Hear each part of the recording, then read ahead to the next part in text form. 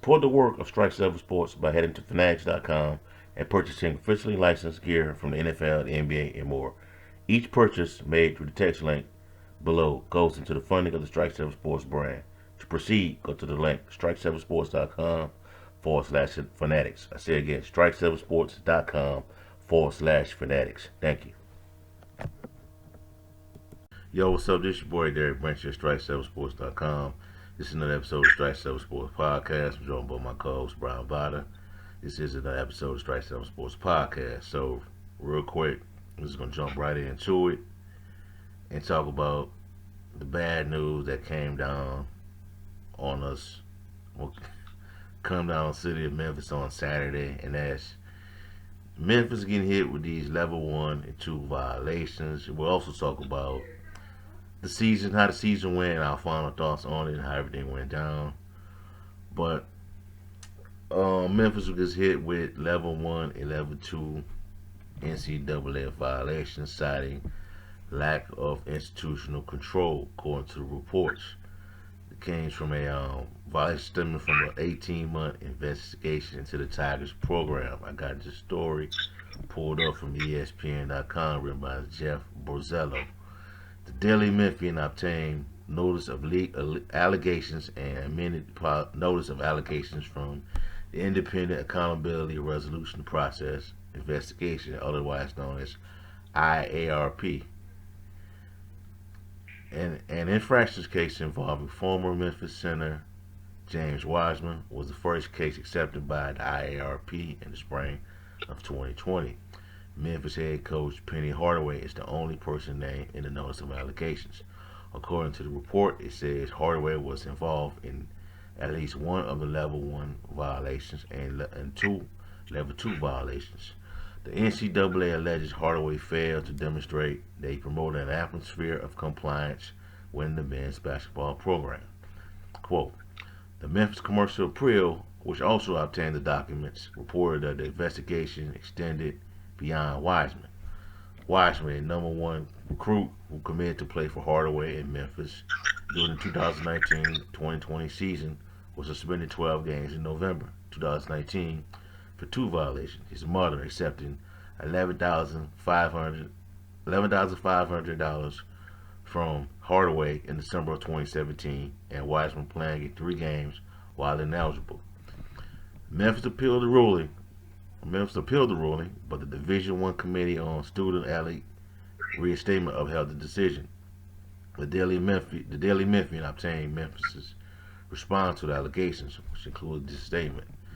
The case presents alleged infractions involving the University of Memphis, redacted, that are overcharged and combined with non-violations, accusations involving a separate sport, football, that has not been charged. Information self-reported and pandemic-related events over which the parties had no control.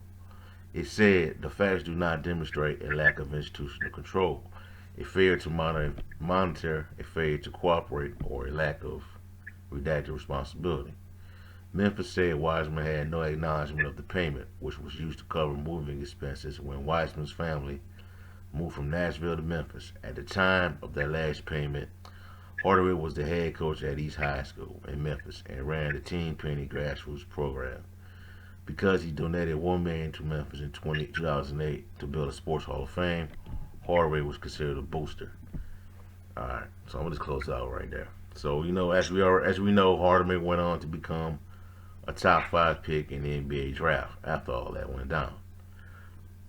I just want to, Brian, just like to get your thoughts on everything that's happened so far. I think you kind of know where I'm at. They shouldn't have played James Wiseman, and now they're going to pay for playing James Wiseman, in my opinion, because it opened another investigation. They really, really dug deep into what the program, or they thought the program was doing. And so I was listening to Jason and John earlier today, and Mark Giannotto, one of the best columnists in the country, works for the Commercial Appeal, in my opinion. He said that the schools that had similar level 1 violations to Memphis all got postseason bans. And And so it's not a matter of if, it's just a matter of when Memphis will get it. Hopefully it's only 1 year. This would be the perfect year. This team isn't going to be good anyways. And so if we get the ban, we take it this year. And hopefully it's a 1 year ban. All that other stuff, you can work around that. But that's the really main thing. That's why you play the game, is to compete. So if you can somehow get that 1 year ban this year, you can use this year as a development year. Figure out who's going to be able to help you next year and build from there. So this is not the worst case. It's not the end of the world where we're getting banned for this year, because we probably weren't going to make it anyway if that happens. Well, man, I do agree, man. They shouldn't have played Wiseman, man. It was just, at the time when I thought about it, like, yo, why are they doing this? And they did it, and I was like, why would you do that, man? And I remember before that season started, man, there was all that hype going around about all these recruits who were breaking in. They brought in Boogie Ellis, James Wiseman, but the guys from out of Olive Branch, he transferred, not Boogie Ellis, you know what I'm talking about. DJ Jeffries. Yeah, DJ Jeffries, Dandridge, Alo, and Gary Parrish got crushed for bringing up the question of Wiseman being eligible during the that first game that they played, and it got him, you know. But it is what it is now. What's done is done. You gotta take the punishment.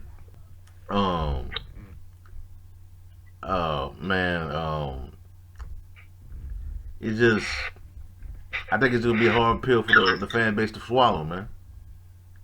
If they get the ban, I just think it is. It's gonna suck because they haven't been in the tournament since 2014.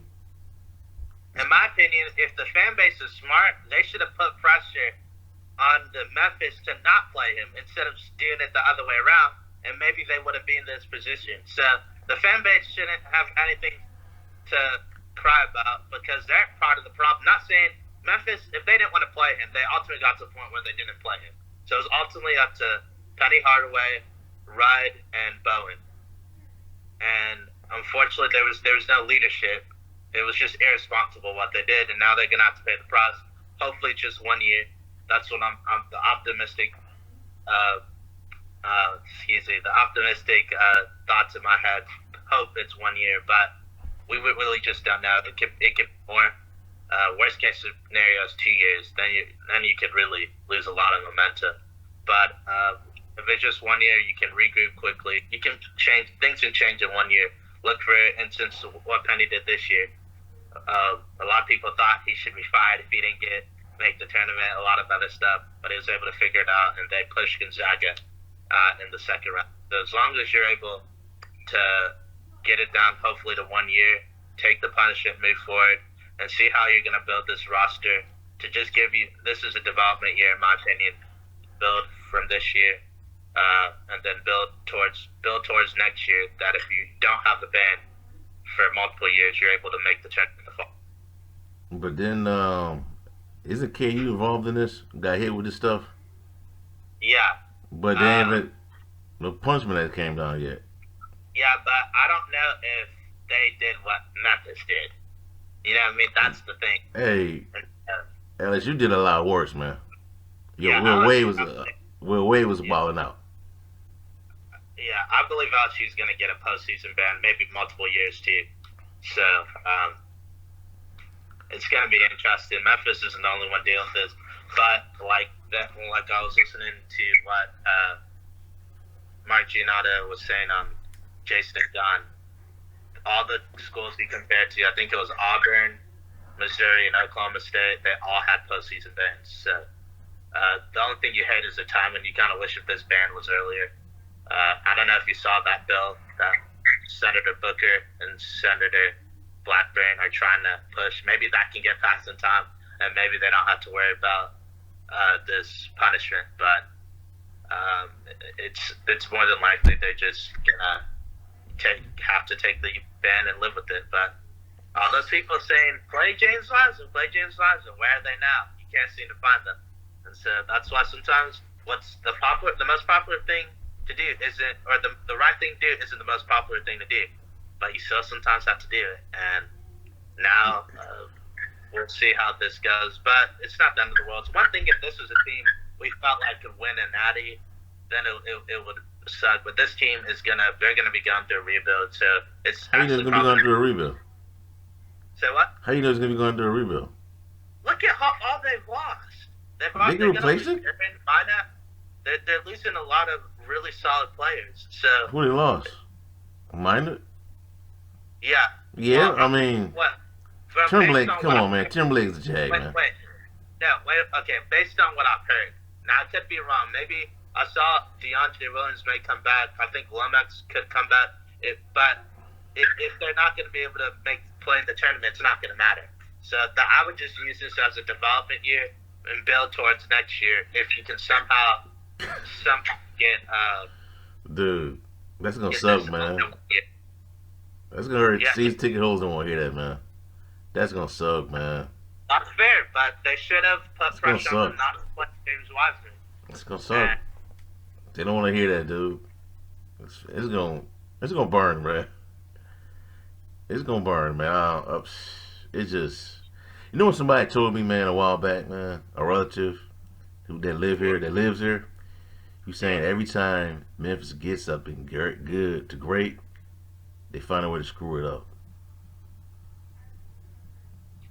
and it's just this is what it is right now, man. They had a great year, man. I just think all they've been through. You win 10 out of your last 11 games. You get to the tournament. You push Gonzaga. That was just impressive in itself. Could have maybe made a few adjustments here and there. You probably would have beat them. But it sucks, man. It's gonna hurt to me. You know, you had so much things going for you. You know, but I think they can weather the storm through this, man. I just think if they can just keep doing business as usual, man, just do what KU doing, man. Just keep doing what you're doing, and when it comes, the punishment come down, it comes down. LSU, they fired Will Wade, and they just continue to doing what they do. You know, you got a new head coach and some talent coming in as well. You know, so we'll see. Yeah, I agree with you. This is, to me, if I'm Penny this offseason, I'm building towards the future. Get a good staff. Losing Cody Topper hurts, but you can replace him with. I think he needs to find a really good X's and O's coach, and try to build towards the future. Maybe find that point guard of the future that may not help you right now, but down the road. And so that's the way I'm looking at it. But this is a lesson learned. No matter who you are, there's rules and regulations. If you don't follow them, there's consequences. So that's what I look at it. Do you think Larry Brown comes back? I've heard there's a chance he may not. I think he personally does, but I wouldn't be surprised if he doesn't. What if the NBA calls for Penny again, man? And if maybe, but I don't see how. But if it does, I would take the NBA job. Oh yeah, then it's That's what I would do. the blood's not on my hand no more. It's easier to win in the NBA now. Is it easier to get fired? When I say, well, it's easier to coach because all you focus on coaching. Yeah. But it's harder to win. But the only thing is, it's easier to get fired because Memphis, they probably won't fire him. No. Think about it. They're not firing. It took him 4 years to make the tournament, and no one was really talking about firing him except for some of the fans, maybe. Now he probably can make him go another 4 years without making it and be all right. So, but in the NBA, you're hired to be fired. That's what they said, and so it would have to be a perfect situation for him to leave. But I feel like if he gets an offer, I think he would take it. That's another thing people aren't really talking about. He never really got offered by Orlando.